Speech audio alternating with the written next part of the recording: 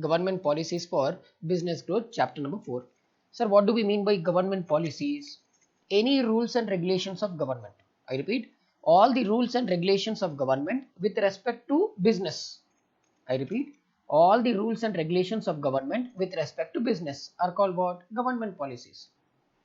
Let us say example of government policies. It can be clear. Government policy can be registration of a company. Clear? Registration of a company under Companies Act, or it can be income tax payment under Income Tax Act, or there can be a policy for taking, like for, let us say, for there can be a policy for taking a license, trade license, before starting a trading business, or for starting an e-commerce business like Amazon and Flipkart, you need to have a GST license. So there are some rules and regulations of a government to manage what? Business. These rules and regulations of government to manage business are called what? These rules and regulations to manage business are called as what? Are called as government policies. And there are so many types of government policies. But in this chapter, we are only going to study about government policies which are related to business. Clear? There are, see, public policies are there. We already studied which affect public. And then there are business policies which relate to business. No. Clear? So they say government policies are sine qua non, means what? Mandatory. Sine qua non means what? Mandatory.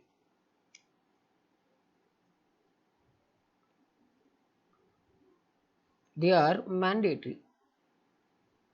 Mandatory or mandatory conditions or mandatory preconditions for what? All spheres of economy. For every area of business, business policies are mandatory. Why? Let us say if there are no government policies for a particular area of business. Let us assume that there is no policy. Clear? Government has no policy for what?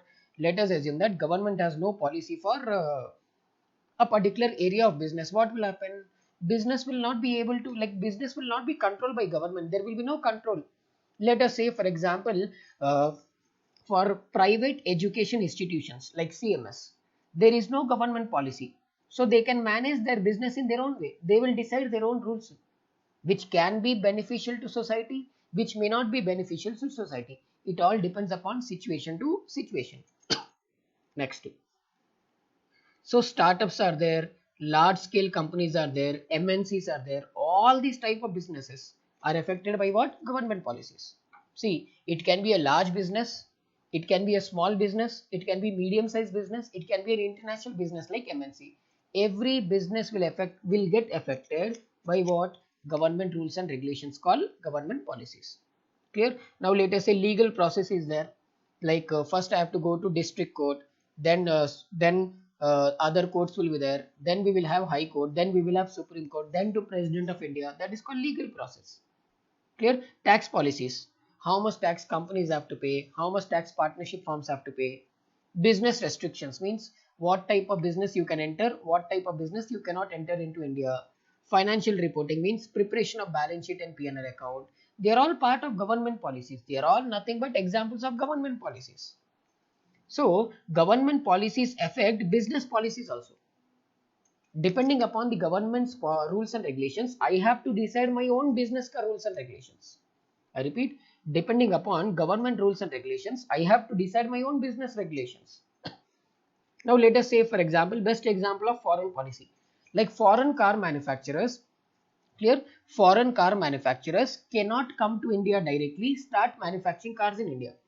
According to government policies, clear? According to import and export government policy, foreign car manufacturers like BMW, Mercedes and all, they cannot come directly to India, start selling the cars. They have two options. Option number one, either they can have a joint venture in India, or they can open a subsidiary company in India.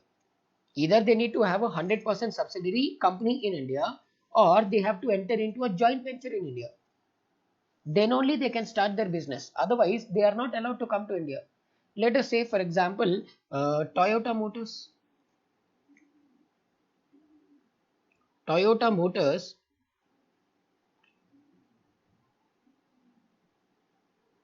has a joint venture with Kirloskar Motors. Clear? I repeat, Toyota Motors has a joint venture with what? Kirloskar Motors. And another one, Hyundai. Sir, Hyundai is having 100% subsidiary company in India. It opened a 100% subsidiary, means 100% it has only invested money. It has a 100% subsidiary in India. So these are nothing but two ways in which a foreign car manufacturer can come into India. So I have to change my business policy. Earlier I was trying to come directly to India. Now I have to change my business rules. Either I have to form a joint venture or I have to form a subsidiary in India. I cannot come directly. Clear? Now let us now see how did policy formulation come to India. Policy formulation is divided into three stages: ancient India, India under British rule, and India after independence. Clear? Now, let us see what was the situation of policies in India during ancient period. Like in the ancient period, there used to be lot of research and development take place relating to public policies. Like one more example is Tata and Jaguar. Jaguar is having a joint venture with Tata. Clear? So lot of universities like Takshashila, Vaishali, Nalanda University. I think Nalanda University is very famous. Most of you might know this. So these universities in ancient India, clear? In ancient India, these universities, what they used to do, they used to undertake research and development for developing the policies for people. And even Chanakya during Chandragupta Maurya, Chanakya ordered a book called what? Arthashastra. Very famous book this is. Very famous literature this is. And this was also related to what? Public policy. And even the Greek states and Roman Empire, like Greek kings, Roman kings, they were very famous for public policies. The most famous countries during ancient India was Greek states and Roman people. Even many philosophers like Plato and Aristotle had many opinions they gave on public policies. And moreover, even Ashoka, King Ashoka, introduced the public policy of what? Peace and harmony. And after Ashoka, Guptas were there, Chandragupta. These people, these kings introduced what? Policy on taxes, like collection of taxes, policy on trade, and even the policy on warfare. And there are many other emperors like Alauddin Khilji is there. He had very stringent tax reforms. He was a very strict, one of the most deadliest kings in India. And under Akbar rule, land reforms were introduced. So ancient India, में so many things came. Lot of universities, lot of old universities. Three examples I've given. Three examples I've given. There are so many other universities which used to do research. Chanakya authored Arthashastra. Greek states, Roman states were there, very famous for public policies. Their public policies were followed by many people. Plato and Aristotle gave their own views. Ashoka is there, Chandragupta Maurya is there, Alauddin Khilji is there, Akbar is there. All these people formed multiple policies relating to what? Public policies. This was relating to ancient India. Nothing much happened there. But now, after British people started here invading India, they came to India. Then they started following economic policies under colonial rule. They started economic policies under colonial rule. Means all the policies prepared by Britishers were only to benefit foreign rulers. When Britishers came to India, foreign rulers were there, and Indian people also used to rule the country. There was a ruling system, their king system. There was no democracy at that point of time. So even Indian kings used to rule and foreign kings used to rule. But these fellows, these waste fellows, Britishers, they prepared policies which favored only foreign rulers. They never prepared a policy which preferred Indian rulers. And these people also introduced zamindari system. All the lands they were grabbing, land grabbing to extract what? Maximum revenue. All lands from people in India they were grabbing and taking under British rule. And they also introduced agency system, means forget about zamindaris, forget about economic policies favoring Britishers. They never allowed Indian people to start business. Majority of the industries in India were under the control of what? British people. They never allowed Indian people to progress. And moreover, they also brought law and order situation in India. They started protection of borders. They created army system in India. And moreover, at the end of the day, all these policies for what? They indirectly curb what? Freedom of people in India. Means they took away the economic freedom of people in India. Leave about freedom, economic freedom also. I cannot invest any money without asking Britishers. I cannot spend money without asking Britishers. I cannot start any business without asking Britishers. I cannot do anything without asking Britishers. That was the problem. Sir, this was the problem under what? British rule. Then came what? Then came independence. This is important from our syllabus. This is important from syllabus point of view. From independence till today, what all happened? See, after independence, clear, India got independence in 1947. Clear, India got independence in 1947. After getting independence, industrial policy in 1948 was formed. What is industrial policy? We have already studied, right? Registration of industries. Clear? So industrial policy started in 1948. After that, 2-3 years, what happened? Constitution of India was formed in 1950. And according to Constitution of India, economic freedom was not available under British rule. Economic freedom was given under Constitution of India. So trade, freedom of to trade. I cannot start a business. I was not allowed to start a business in British rule, but Constitution of India gave me a right to every person to start a business.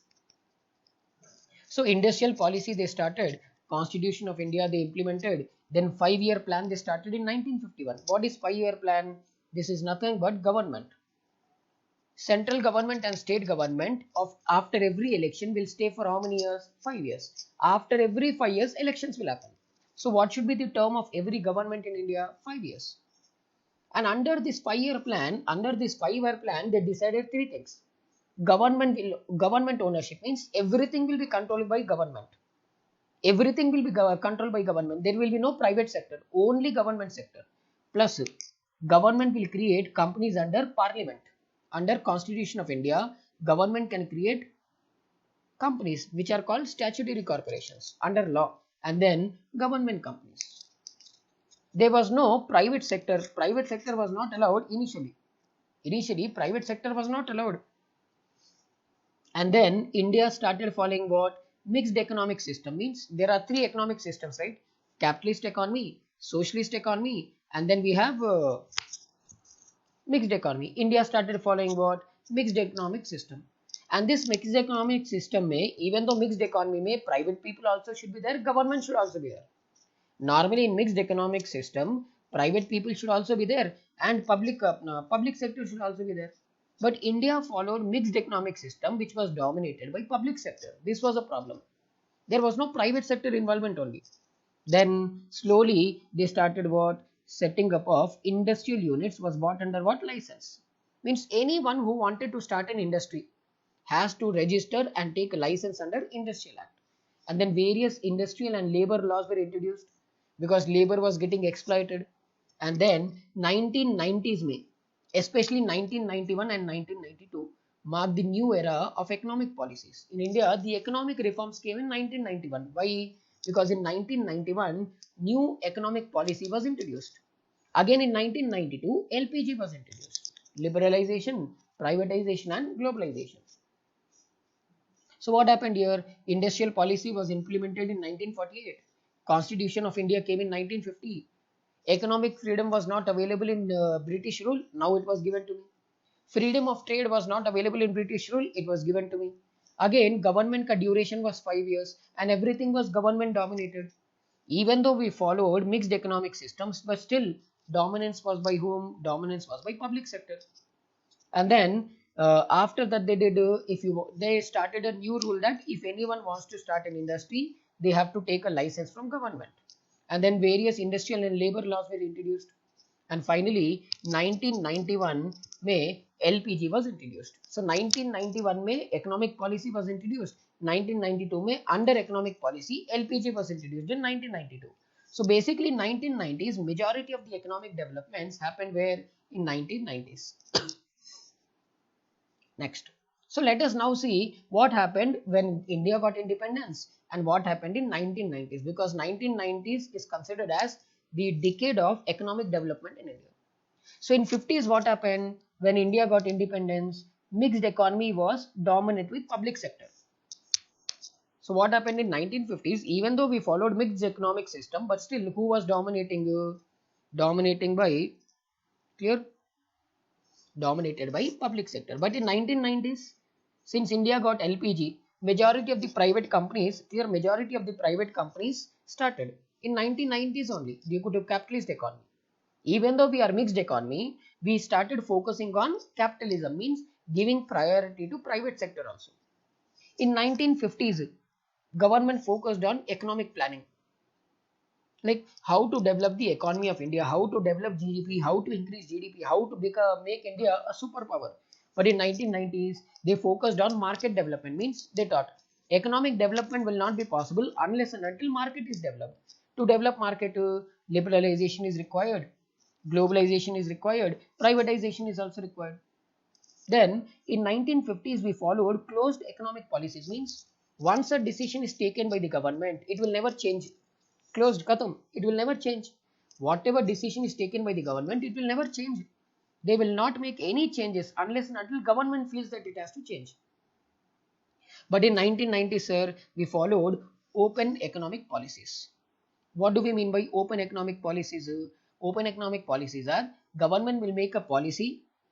It will take the views of public, take the views of other departments of government, take the views of other business people, and then implement a policy. Without taking views of public, it will not take any policy. That is called what? Open economic policy. And in 1950s, we focused on what? Public sector undertakings. In 1990s, state ownership of business, means state governments rather than central governments. Plus, we also started focusing on privatization. In 1950s, control was not there, but every business was regulated by government of India only. Indirectly, it was control only. But in 1990s, government slowly started decreasing its control. That is called what? Liberalization.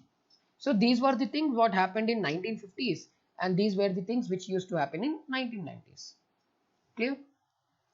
No. Now, let us now start with, this was a basic introduction. This was a basic introduction to government policies. Nothing much to study here. Next. Now we have government policies for business. They say almost every aspect of business is influenced by government policy. There is no industry, there is no business in India today which is not affected by this government policy. Sir, every company, every business in India will get affected by government policy. Example, budget.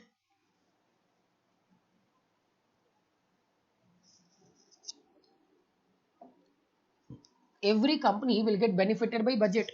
Every company will get affected by budget.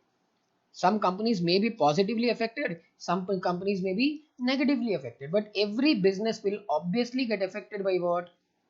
Obviously, we get affected by something called business policies. And there are many policies and regulations which affect business. Like let us say registration of business. Nowadays, registration of companies is mandatory. Registration of LLP is mandatory. Registration of HUF is mandatory. But registration of partnership and sole proprietorship is not mandatory. And again, consumer laws, that is Consumer Protection Act. And then we have Competition Act. And then we have insolvency and bankruptcy laws. There are so many rules and regulations which government is bringing, which is affecting what? Which is affecting the business. Next.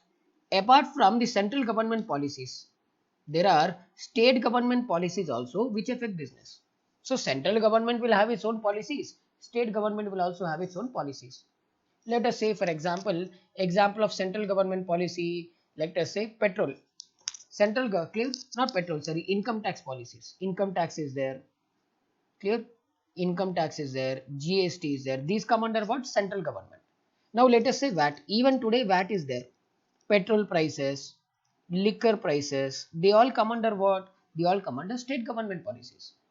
So whether you are if you are a company, either central government policies will affect you or state government policies will affect you, or both the policies may affect you. Clear? There are some other policies. Like GDP is there, inflation is there, tax rates are there, interest rates are there, exchange rate are there. These are called as macroeconomic policies. These are called as what? Macroeconomic policies. India has 5 macroeconomic policies: GDP, inflation, tax rates, interest rates, and exchange rates. Microeconomic policies are not there in our syllabus. So let us focus only on macroeconomic. Let us say GDP. So GDP means what? Gross domestic product. Sir, when GDP is increasing, it means what? Demand for goods and services is increasing. I repeat, GDP is dependent on depends on production. Depends on production. Here GDP does not depend upon sale, purchase and sale. GDP depends upon what? Production. Sir, when GDP is increasing, it means what? Demand here, or you can say production is increasing. Production is increasing. When production is increasing, it means what? Demand for goods and services in a country is increasing. When GDP is decreasing, when will GDP decrease? Obviously, when production decreases. I repeat, production and GDP have a direct relationship with each other. Production and GDP have a direct relationship with each other. So when GDP decreases, it means what? Production decreases. Sir, when will production decrease? When demand for goods and services decrease. Clear? Next we have inflation. Sir, when now see, now when inflation increases, what will happen? See here. When inflation increases, what will happen? Prices of goods and services will increase. When inflation increases, it means what? Prices of goods and services increases. Then obviously what will happen? Demand, people buying will decrease. Demand will decrease. When price increases, demand decreases. When demand decreases, production also decreases. GDP also decreases. Now, when inflation decreases, what will happen? Prices will decrease. Demand will increase. Production will increase. GDP will increase. Clear? Next.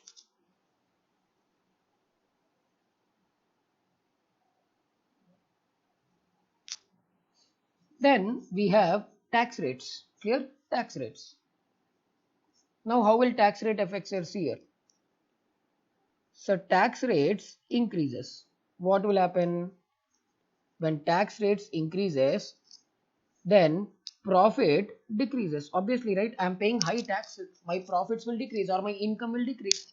When profits decreases, what will happen? Unemployment will happen.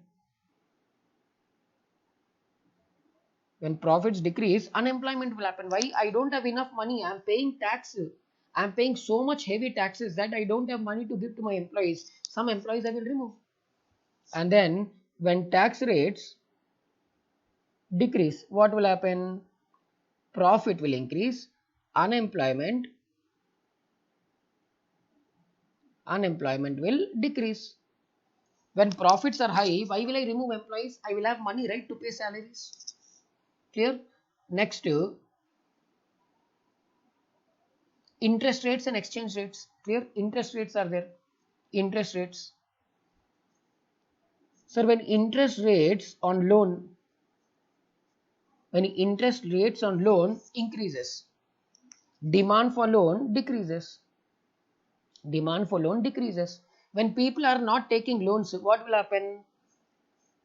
Production will reduce. Since I am not having money, even if I want to take loan also, I am unable to take. Why? Since I am unable to take loans, I will not have enough money. Since I don't have enough money, production will reduce and then unemployment will increase. Unemployment will increase. As if interest rates, clear?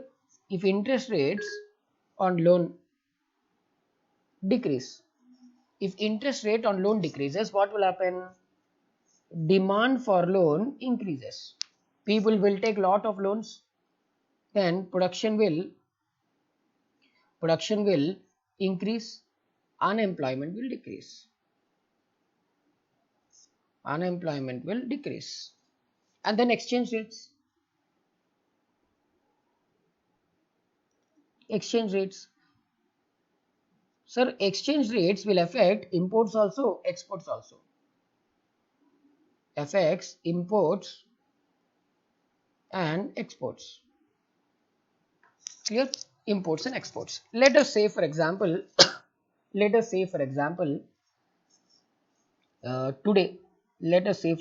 today, $1 is equal to 75 rupees. Clear? Let us assume that today $1 is equal to 75 rupees. Tomorrow tomorrow $1 is equal to 100 rupees. It means what? In simple words, it means what? Imported goods, imports will decrease. So today, if I have to buy something in US, let us say today, if I have to buy something in US, let us say iPhone. Let us say iPhone. Let us assume that price of iPhone in US, iPhone price in US is, let us say, $1,000. Clear? Let us assume that iPhone price in US is $1,000. Clear? No. So today if I want to buy iPhone from US, how much I have to pay? I have to pay 75,000. How, sir? $1,000 into 75. So tomorrow if I have to buy tomorrow if I have to buy, how much I have to pay? 1 lakh. How, sir? $1,000 into 100. See here. Now tell, when dollar value increases, exchange rate increases, will you buy? Will you buy tomorrow iPhone? No. So imports will decrease, exports will increase. Here imports will decrease, and when import decreases, export decreases. And when dollar value and when exchange rate decreases, what will happen? Reverse. Imports will increase, exports will decrease. It's not detail may not required. One example, if you remember, more than enough. One example, if you understand. Otherwise, you'll get confused. Clear? So, what are these? So, these are the 5 macroeconomic policies in India. What are those? GDP, inflation, tax rates, interest rates, and exchange rates. Now, clear? Next thing we have is policy framework. Remember one thing, as I already told you, policy framework is bidirectional. Means today government policies are bidirectional. Means government will not take any decision without asking public its view, without asking businessmen their views. That is called what? Bidirectional. Means first government will prepare a draft copy, give it for public comments. After taking public comments into consideration, it will make changes and then relaunch the policy. So you are also involved in policy making. See, practically speaking, this does not happen, especially in countries like India, where government dominates, but still it should happen actually. See, and who is responsible? Now question comes, who is responsible for preparing a policy? Like, who is responsible for preparing a policy? So the responsibility of preparing a policy is with the concerned ministry. Now let us say any policy relating to development of MSME is there with small scale industries. It is with MSME ministry. If there is anything related to companies, it is Ministry of Corporate Affairs. If it is anything related to international trade, it is with reference to Ministry of Home Affairs. It all depends on situation to situation. Every ministry is not responsible for all the policies. My ministry will be responsible only for one area. Second ministry will be responsible for second area. And ministry mein there are 3 types of organizations which are involved. They will form committees, they will form commissions, and they will form institutions. So committees or commissions or institution all are same. They will help a ministry in preparing what? A policy. Because politicians in India are not educated enough. At ground level means at basic level, public policies in India are consultative and participative. Means government will consult with whom? Committees, commissions, and institutions, and it will ask public to participate in decision making or preparing a policy. Once a draft policy are put into public domain, once the policies are ready, they will put on the government particular ministry ke website page. Public can go write their comments there. After receiving the comments from public and after making changes, policies will be implemented. In simple words, if I say, first ministry will prepare a policy. Clear? This policy, draft policy will be given to whom? This draft policy will be given to Lok Sabha. Clear? Or draft policy you can say will be given for not public. After that it will be given in Lok Sabha. After that in Rajya Sabha. After that to president. Once president signs, a policy will become a law or an act. There are different types of policies which government makes. There are various types of policies which government makes, but we have in our syllabus only four: protective policies, restrictive policies, regulative policies, and facilitative or development policies. Clear? How many? Four: protective, restrictive, regulative, and facilitative or development. So, what exactly do we mean by protective policies? These policies provide protection to businesses and help them to sustain and grow. Any policy or any decision taken by a government which will help me to survive, they will protect me. My survival will be protected. That is called what? Protective policies. Let us say best example. Best example, let us say uh, foreign companies, as I already told you that foreign car companies cannot directly come to India. If they are directly allowed to come to India, domestic car companies will get affected. If they directly see, if they directly manufacture in US, bring to India without any this one, any licenses and all, what will happen? All the foreign companies will come to India and domestic industry will get affected. And when domestic industry is getting affected, obviously government will not keep quiet. That is why, in order to protect the domestic industry, they gave a rule: if you want to come to India, either come through joint venture or open a subsidiary in India. Simple. If you don't open a subsidiary in India or don't have a joint venture in India, and joint venture also you have to have with an Indian company only. A foreign company cannot have a joint venture in India with another foreign company. Let us say Hyundai, which is there from other Hyundai and Toyota cannot have a joint venture in India. Why? Both are foreign companies. So one foreign company should have what? One foreign company should have clear. One foreign company should have uh, a joint venture with another Indian company in India. Why? To protect the Indian business. Otherwise, all foreign companies will come to India. What will happen to India then? It will become a foreign country only. And then we have restrictive business policies. Sir, it is clear, it is a policy which put a curb on business growth, means it will restrict the business growth. When, if government thinks that your business is affecting public, I repeat, if government thinks that your business is affecting public, what it will do? It will implement restrictions on your business. Best example, elimination of monopoly. Sir, if monopoly is there, what will happen? You will dominate public. Companies will try to extract the money from public. That is why they will never allow you to have monopoly. They are restricting you from having monopoly in India. This is called what? Restrictive policies. Then we have regulatory policies, means they will start some organizations to regulate business. Let us say, for example, who regulates listed companies? SEBI. Who regulates insurance companies? IRDAI. Who regulates banks? RBI. Clear? Who regulates competition? Competition Commission of India. So some organizations will be set up by Government of India in order to regulate what? Business. Otherwise, what will happen? Exploitation. And then we have facilitative or developmental policies. Means it facilitates a business. It will encourage you to do business. Example, MSME policies, or best example, make in India. If you make in India, we will help you in getting business. Clear? So how many types of policies are there? Four: protective policies, restrictive policies, regulative policies, and facilitative or development policies.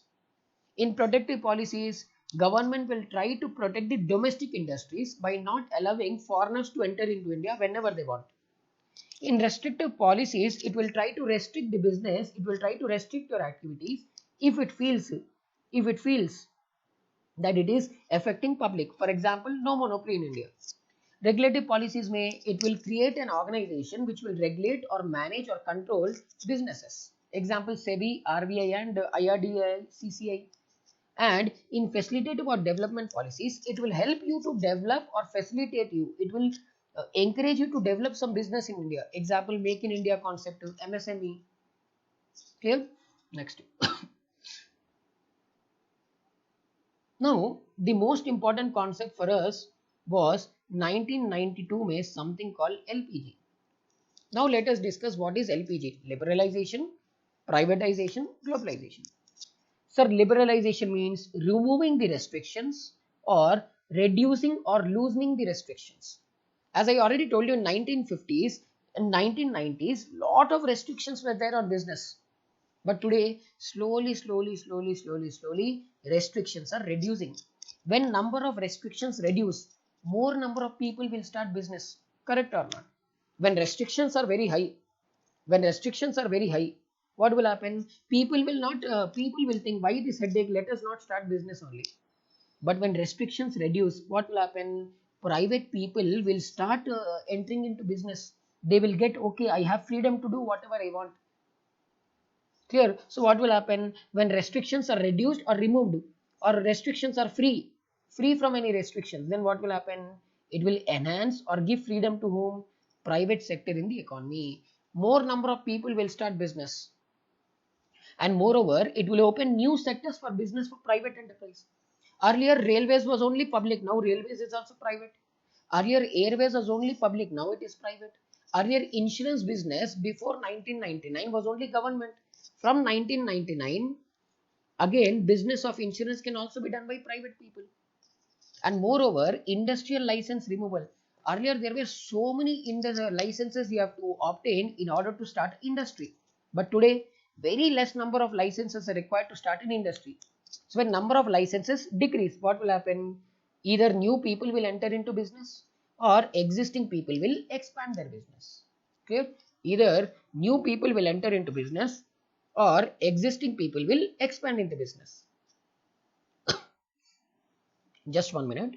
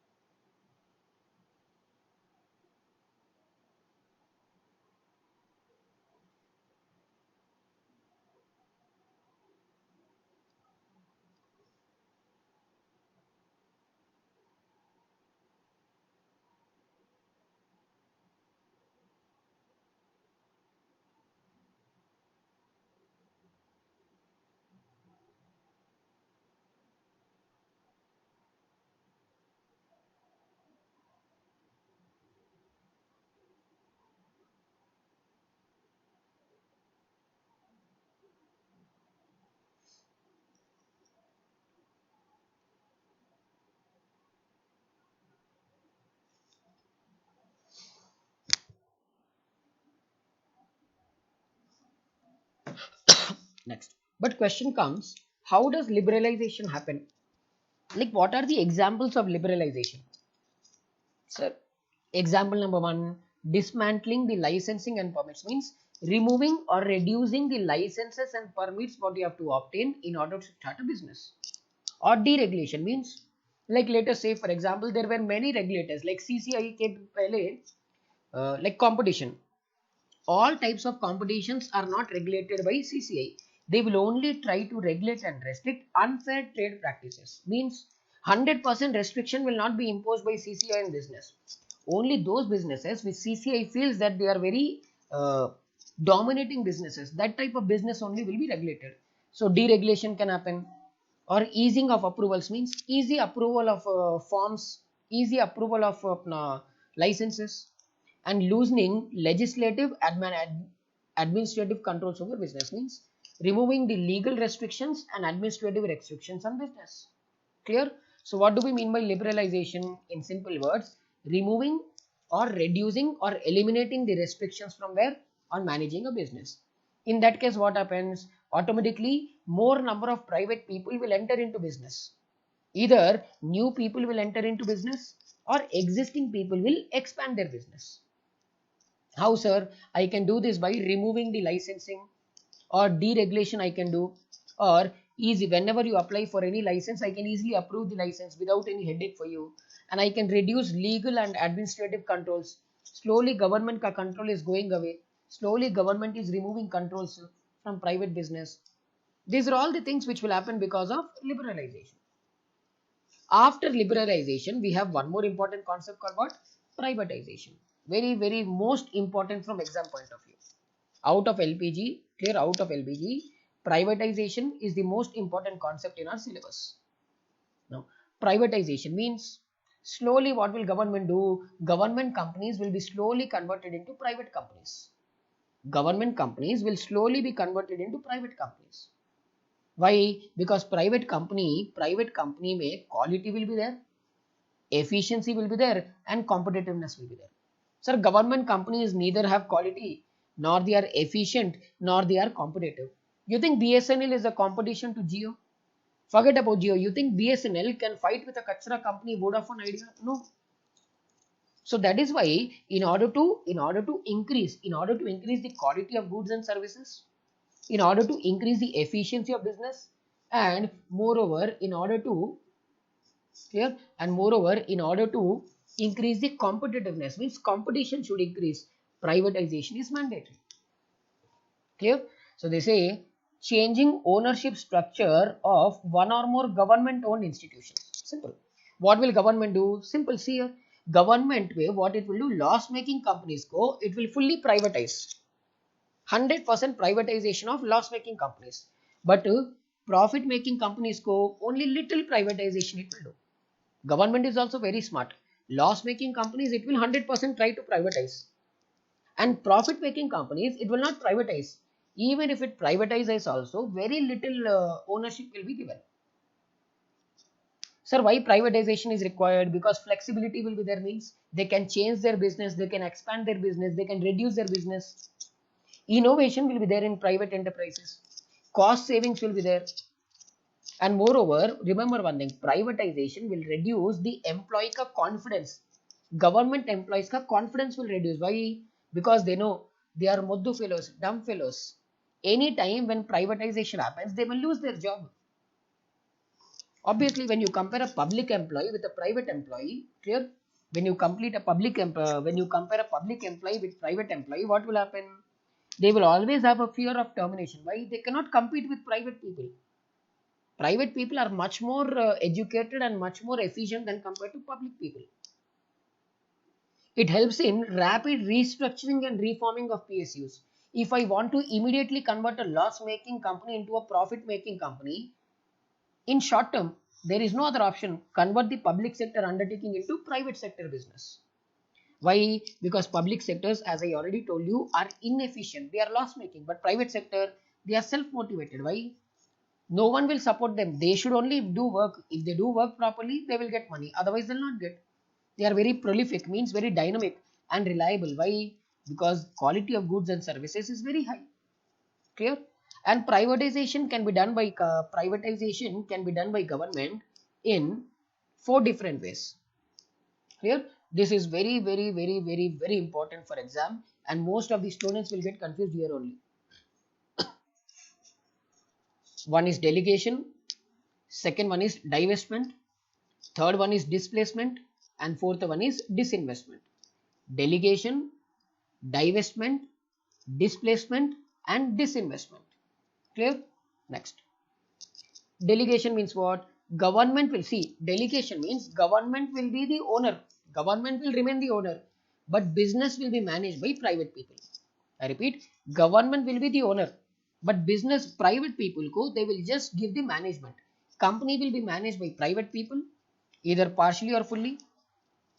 Clear? Private people will manage the business, but owner will be government. Next example, airport. Who is the owner of Hyderabad airport? State government. But who is managing the airport? GMR. Who is the owner of metro? State government. Who is managing the metro? L&T. These are nothing but examples of what? Delegation. Means in delegation what will happen? Government will keep the responsibility of ownership. Government will keep the ownership. Government will keep the responsibility. And private people will only handle business, nothing else. Private people will only handle business. In simple words, can I say government has active involvement in business? Simple.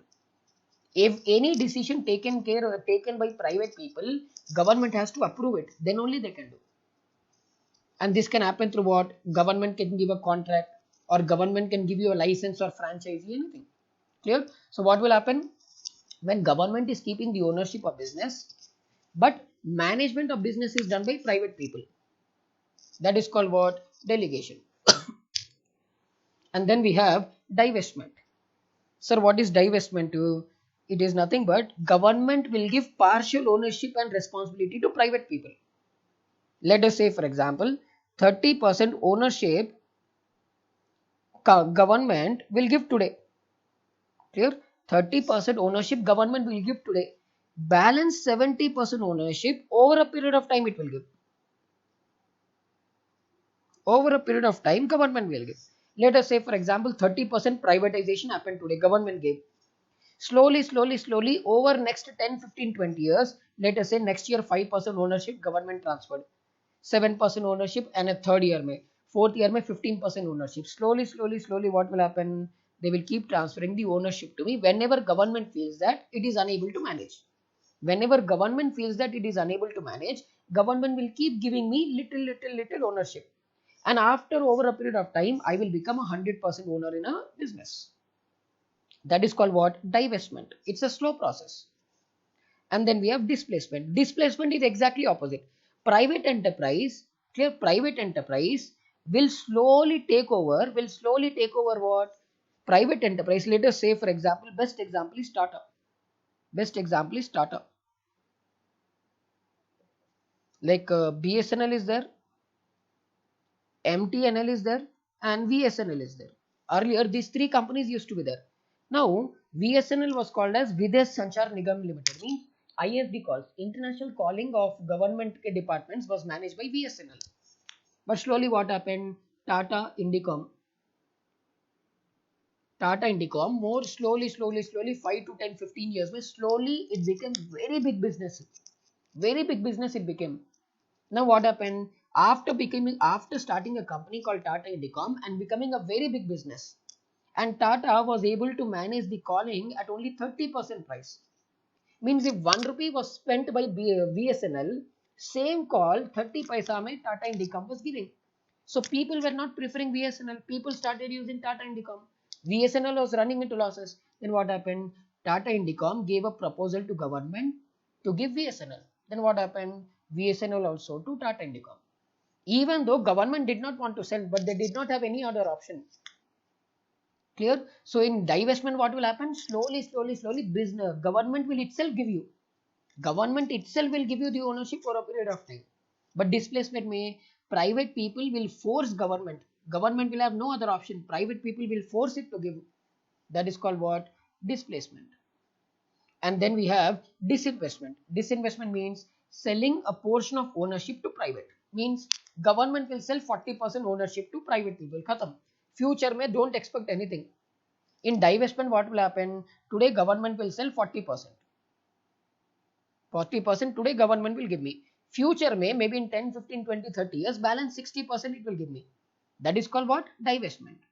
But in disinvestment, 40% it will give me today and tell, Ore Babu, I am giving you 40% in ownership today. Future may don't expect 60%. Whatever situation is there, I will never give you 60% ownership. Simple. 100% ownership I will never give to you. I will also be there, you also be there. Both will come together and work. That is called what? Disinvestment. So how many types of privatization are there? 4 types. Sir, what are those? Delegation, divestment, displacement, disinvestment. So delegation means government will be the owner. Clear? Government will be the owner, and only management of the business will be done by private people. Disinvestment may little ownership it will give me today, balance ownership over a period of time it will give me. But in disinvestment, it is giving me little ownership today, and future may nothing it will give. Means public and private both together will be there.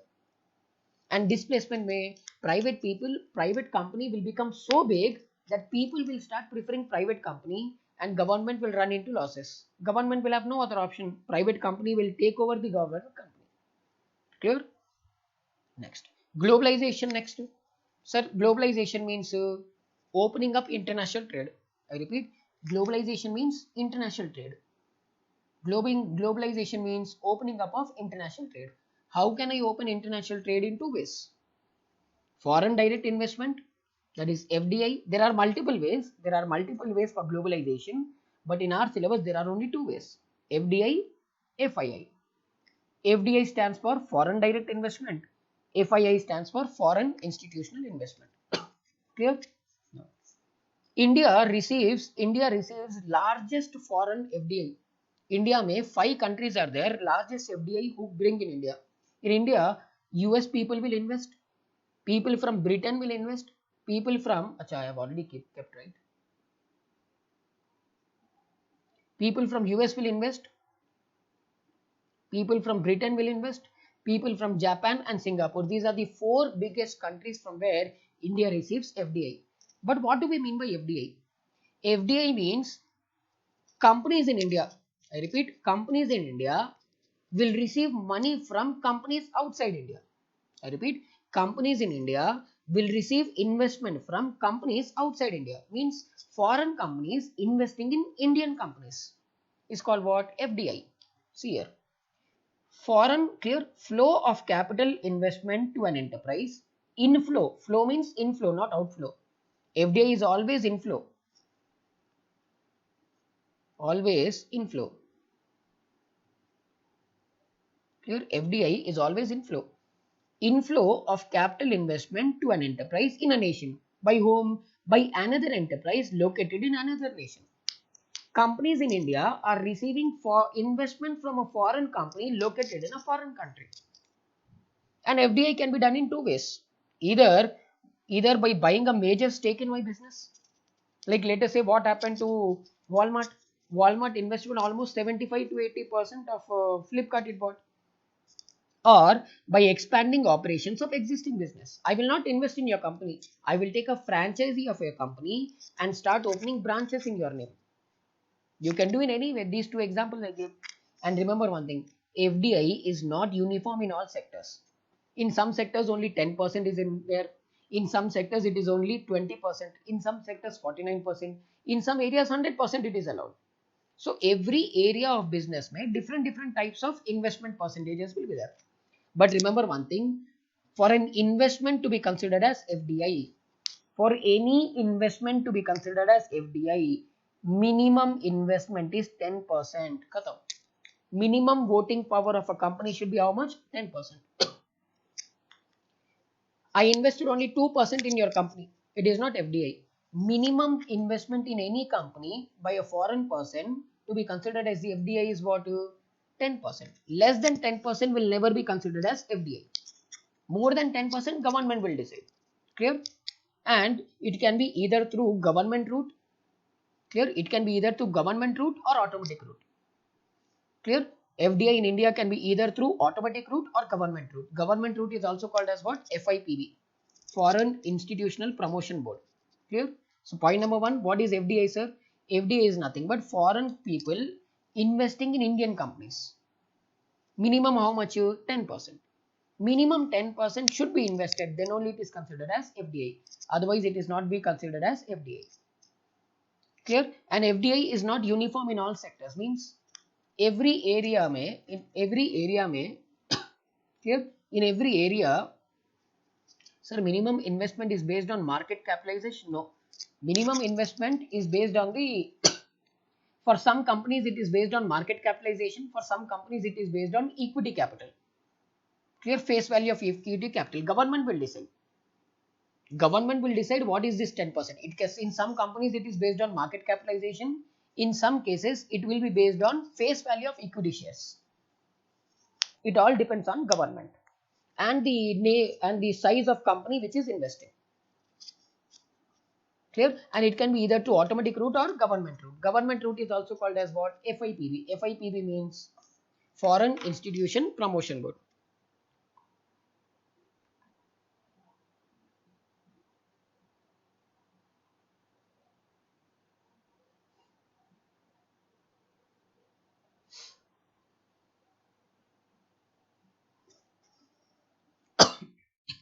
Next. But remember one thing, FDI is not allowed in all the areas in India. Remember one thing, FDI is not allowed in all the areas in India. Some areas may FDI is not allowed only. Whatever the situation, I repeat, whatever the situation it is, government will not allow you to invest in FDI in India. Example, sir, atomic energy. Number 2, Nidhi company. Number 3, lottery business. Number 4, betting and gambling. Number 5, chit fund. Trading in TDR means transferable development rights like patents, copyrights, and what else? Patent is there, copyrights is there. What else we have? Patents, copyrights, और क्या रहता? I forgot that name. Trademarks, patents, copyrights, trademarks. They are all called what?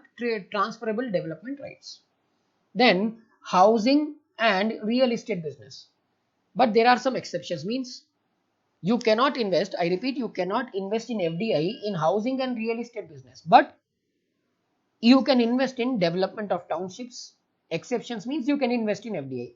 But FDI is allowed in development of townships or construction of residential and commercial premises or construction of roads and bridges. Other than these three constructions, all other constructions banned for FDI. Other than townships, residential building, commercial building, roads and bridges, all other areas may FDI in India relating to construction is banned. And again, you cannot invest money in agricultural and plantation activities. But again, some exceptions are there. Means you can invest in floriculture. Clear? You can invest in floriculture, horticulture, development of seeds, animal husbandry, pisciculture, cultivation of vegetables. Here you can invest. Other than these six areas, you cannot invest in any area other than these six areas in reference to agriculture and plantation.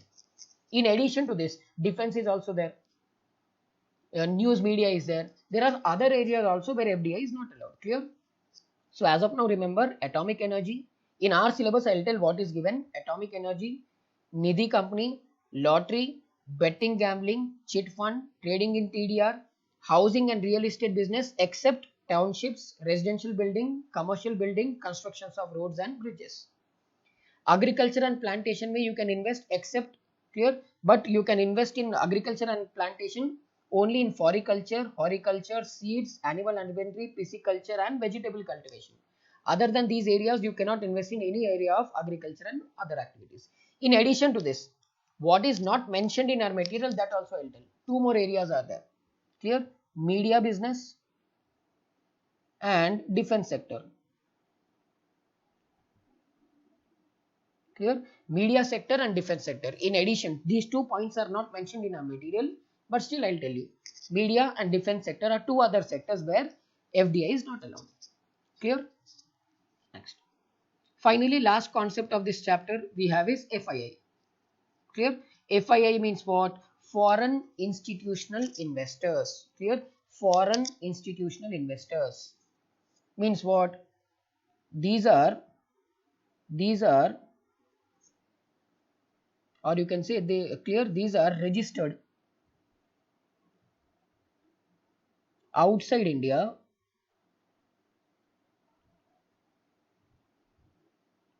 to invest in India. Invest in India. I will register a company outside India to invest in India. I will register a partnership business outside India to invest in India. I will start a sole proprietor registered outside India to invest in India. Clear? They invest in any area. They can invest in any area. And remember one thing, they create bullish market.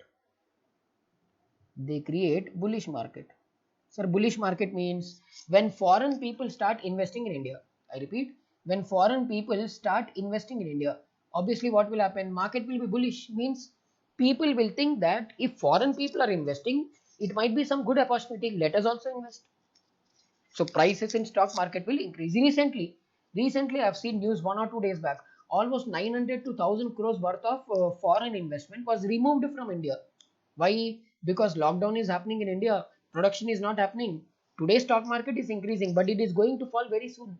So then they started removing their investment. Slowly. So they create a bullish market, but when they exit, it will create a bearish market. But remember one thing, FII invest only for short term. Only for short term. Only for short term. Means whenever they get a benefit after investing, whenever they have a profit, immediately they will remove their investment. Immediately. They will not wait for 1, 2 years, 3 years, 4 years. Immediately, whenever there is a profit, they will remove their investment.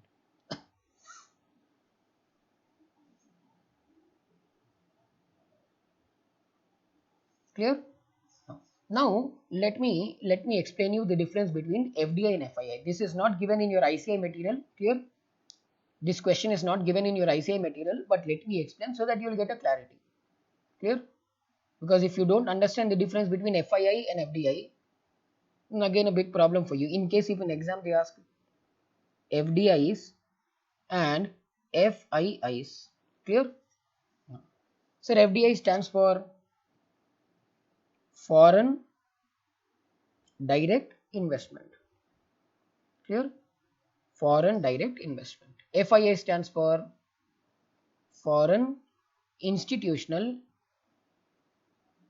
investor. Clear? Investors. Number 2. Clear? Number 2. FDIs create, clear, FDIs create physical assets in India. Physical assets in India. Means they will invest in a company. Clear? They will invest in a company.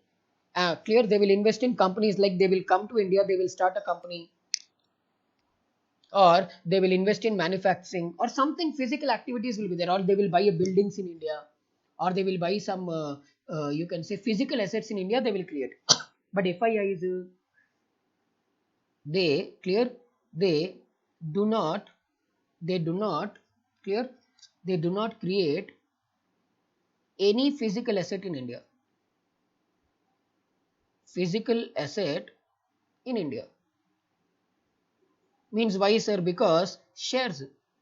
They invest only in shares. Simple. Only investment of foreign institutional investors will be shares. But FDI people will not invest in shares. They will invest, they will create a physical asset in India. They will create a company in India. They will give money to Indian people to create a company in India. Number 3. Very difficult. Clear? It is very difficult to remove FDI from India. Means it is very difficult to remove FDI in India. Means what? Sir, once you invest through FDI in India, let us assume that you started a FDI in India. You cannot cancel your FDI and take your money back to your country. Let us say let us assume that let us say US people, let us assume that US people have invested in India, FDI. They cannot cancel their FDI, take away their money back. Practically not possible. Impossible. Government of India will never allow you to remove your FDI from India. Your FDI ka investment will remain in India only, whether you like or don't like. But your easy to liquidate FIIs. Why, sir? I'm investing in shares market, right? I'm investing in stock market. Sir, I start a company in India, that is FDI. You think I can easily close my company, take whatever money I earned and go back to my country? No. But I am investing in shares, sir. Whenever I feel I want profits, I will remove. My wish. I can liquidate. I can sell my shares whenever I want. But I cannot sell my FDI in India. Impossible. Number 4. Minimum investment is how much? 10% of voting power. And here, no minimum investment. 10%, 20%, 30%. There is no minimum investment. Number 5. So remember one thing, FDI creates ownership. Ownership in business. Sir, I am investing in a company. I will become the owner of a company. Law clear? I will become the owner of a company here. But here FIIs are not interested in clear ownership of business. They are least bothered. They don't want to, they don't want any voting power, they don't want any ownership, nothing, they are least bothered. Clear? Next, sir, FDI is long term, means long term. If I want to invest in FDI and I'm 100% sure that I cannot remove my investment, I'm sure that I cannot remove my investment. Sir, when I'm 100% sure that I cannot remove my investment, I will not go for short term, right? I'll go for long term. But sir, here it is short term. Short term means I can withdraw my investment anytime. No one is bothered. Clear? So these are the things, these are the differences between FDI and FII. In simple words, you just remember, FIIs invest in shares of a company without being the owner. FDIs will become the owner after investment. And remember one thing, this is very important. FDIs are preferred more than FIIs. By whom? By Government of India. Clear? I repeat, Government of India will prefer FDIs more than FII. Why? Because FDI say government will get benefited. Why? Because you cannot remove your money, right? You cannot remove your money. But because of FII, government will be at a loss. Why? Anytime you can withdraw the money and use it.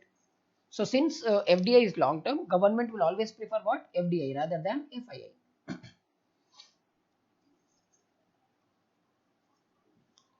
So in the same way, see, like a person can invest outside, from outside India, a person invests in India. From outside India, a person invests in India. That is called what? Inflow of FDI. In the same way, outflow of FDI will be there or not?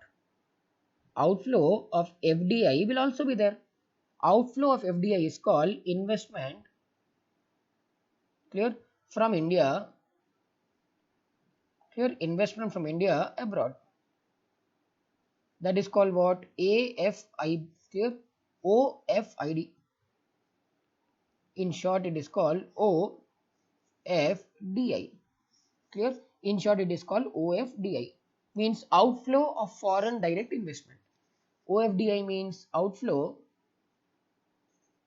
of FDI, outflow of foreign direct and foreign direct investments. Clear? So just inflow will also be there, outflow will also be there.